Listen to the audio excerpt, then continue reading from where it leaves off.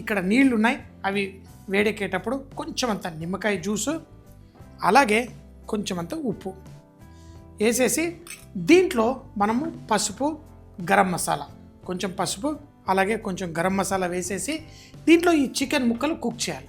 అయితే చికెన్ ముక్కలు కుక్ అయిన తర్వాత ఆ స్టాక్లోనే ఒక 20 నిమిషాలు 30 నిమిషాలు పెడితే అప్పుడు అది ఇంకా సాఫ్ట్గా అయ్యి మనకి దారాలు దారాల్లో వస్తుంది.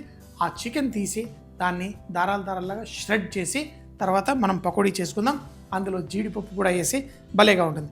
నేను ఇది బ్రైన్ చేసిన చికెన్ పీస్, దీన్ని ఇలా నీళ్ళల్లో వేసేసి స్లోగా కుక్ చేయండి. తర్వాత భలే టేస్టీ ఆ దారాల చికెన్ పకోడీ తయారు చేసుకుందాం. చికెన్ని ఈ విధంగా బాయిల్ చేసేసి దీన్ని తీసుకొని ఇప్పుడు దీన్ని ష్రెడెడ్ అంటే మనం దారాల చూర చేసి తర్వాత దాంతో మనం పకోడీ చేసుకుందాం. ఇప్పుడు ఈ నీళ్ళల్లో ఉడకబెట్టిన చికెన్ మనకి ఇలా తీస్తే దారాల వచ్చేస్తుంది. మనకి ఆ చికెన్ లోపల దాకా ఉడికిందా లేదా అనే భయం కూడా ఉండదు ముఖ్యంగా. సో ఇలా ష్రెడ్ చేసి దారాలు చేసిన చికెన్, అలాగే ఉల్లిపాయలు కూడా చూడండి, అలాగే దారాలాగా ఉన్న ఈ ఉల్లిపాయల్ని కూడా వాటితో పాటు వేసేసి మనము ఈరోజు పకోడీ చేస్తాం. అయితే ఈ ఉల్లిపాయలు మనకి కొంచెం మాయిశ్చర్ కూడా యాడ్ చేస్తుంది. మనం ఈ పకోడీ బయట భాగం క్రిస్పీగా ఉండి లోపల భాగం సాఫ్ట్గా జ్యూసీగా ఉండి భలే టేస్టీగా ఉంటుంది. సో దీన్ని ఈ చికెన్ని మొత్తం ఇలా చేసేసుకొని తర్వాత దీన్ని ఎలా మనం పకోడీలా చేసుకుంటామో చూడండి. ఈ విధంగా అన్నీ చేసేసి ఇప్పుడు మనం ఈ దారాల చికెన్ పకోడీ చేసుకుందాం. చికెన్ అంతా ష్రెడ్ చేసుకున్నాను, అలాగే ఉల్లిపాయలు కూడా దీంట్లో వేసేసుకున్నాను. ఇప్పుడు మన ఈ దాంట్లో కొన్ని మసాలాలు, ఈ మసాలాల్లో ఫస్ట్ మిరియాలు, ధనియాలు. సో మిరియాలు తీసుకొని వాటిని దన్ అనేసి, అలాగే ధనియాలు,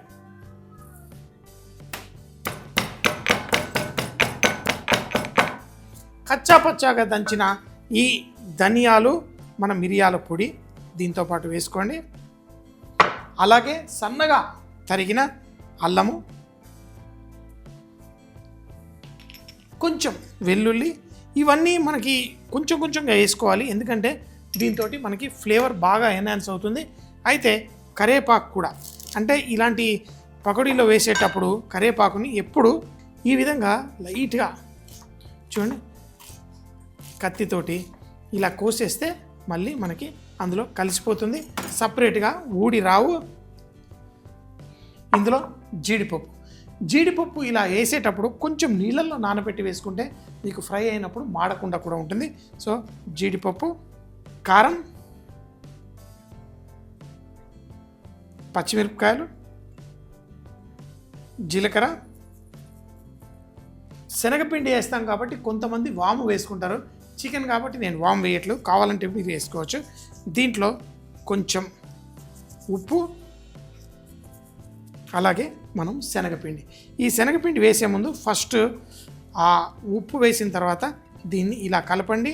ఆ ఉల్లిపాయలు కూడా కొంచెం సాఫ్ట్గా అయిపోయి పర్ఫెక్ట్గా మనకి తయారవుతుంది. అయితే దీంట్లో మనకి బైండింగ్ రావడం కోసము మన శనగపిండి వేస్తాం. అలాగే కొంచెం ఇలాంటి పకోడీలు ఏవైతే మనం అవుట్ సైడ్ క్రిస్పీగా లోపల సాఫ్ట్గా ఉండే వాటిలో మనం కొంచెం బేకింగ్ పౌడర్ కూడా వేసుకోవచ్చు, సోడా కూడా వేసుకోవచ్చు.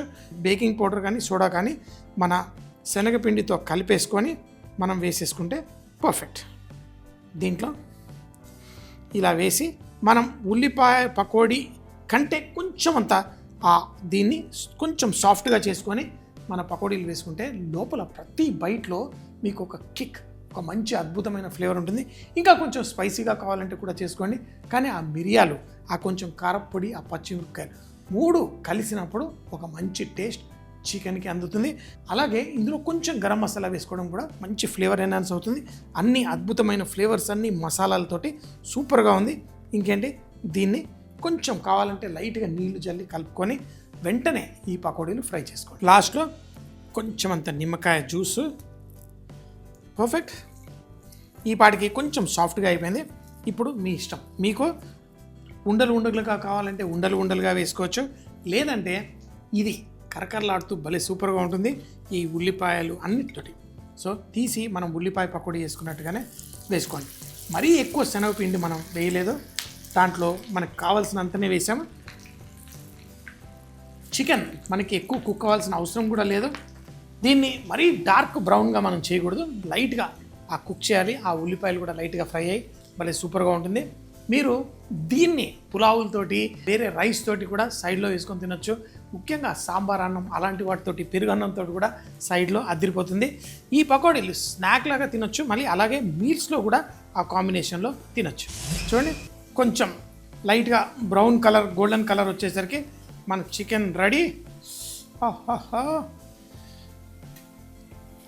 చూడ్డానికి ఉల్లిపాయ పకోడీలా ఉన్న దీని టేస్ట్ దానికంటే 10 ఇంతలు సూపర్ టేస్టీగా ఉంటుంది. అయితే మనం ఇక్కడ ఒక స్పెషల్ మసాలా, ఇది చాట్ మసాలా, కారం రెండు కలిపేసి మనం రెడీ ఉంది. అయితే తీసిన వెంటనే, ఎందుకంటే ఇలా వేడిగా ఉన్నప్పుడే ఆ మసాలాని పట్టుకుంటుంది, దాన్ని లైట్గా ఇలా వేసేసి, ఇది మీకు నచ్చిన మసాలా చాలా ఉన్నాయి. మనకి పెరి పెరి పౌడర్ ఇలాంటివి ఎన్నో రకాల పొళ్ళు నేను చూపించాను. మీకు నచ్చిన కంది పొళ్ళు కూడా అలాంటివి కూడా దీంట్లో వేసుకోవచ్చు.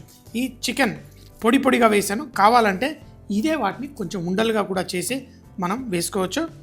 అలా కూడా బాగుంటుంది. మీకు నచ్చిన విధంలో చేసుకొని పర్ఫెక్ట్గా ఎంజాయ్ చేయండి. ఇవి స్నాక్స్ రూపంలో మనం ఎప్పుడన్నా గెస్ట్లు వచ్చినప్పుడు అలా చేసుకోవడం చాలా బాగుంటుంది.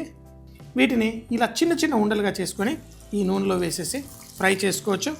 అలా పొడి పొడిగా కాదనుకుంటే ఇవి చికెన్ కొంచెం ఫ్రైడ్ డంప్లింగ్స్ లాగా ఉండి భలేగా ఉంటుంది. పర్ఫెక్ట్. డంప్లింగ్ స్టైల్లో కావాలా, లేకపోతే మన ఉల్లి పకోడీ లాగా కరకరలాడుతూ, కానీ అదే మ్యాజిక్. ఇవి తినేటప్పుడు అసలు దీని టేస్ట్ ఉంటుంది, ఒక రేంజ్లో ఉంటుంది. ఇందాక చూశాను కదా, ఆ ఉప్పు కారం మన చాట్ మసాలా అన్నీ వేసి ఒక స్పెషల్ మసాలా తయారు చేసుకున్నాను. మీరు పెరి పొడి పౌడర్ అలాంటివి కూడా దీంట్లో వేసుకొని చేయొచ్చు.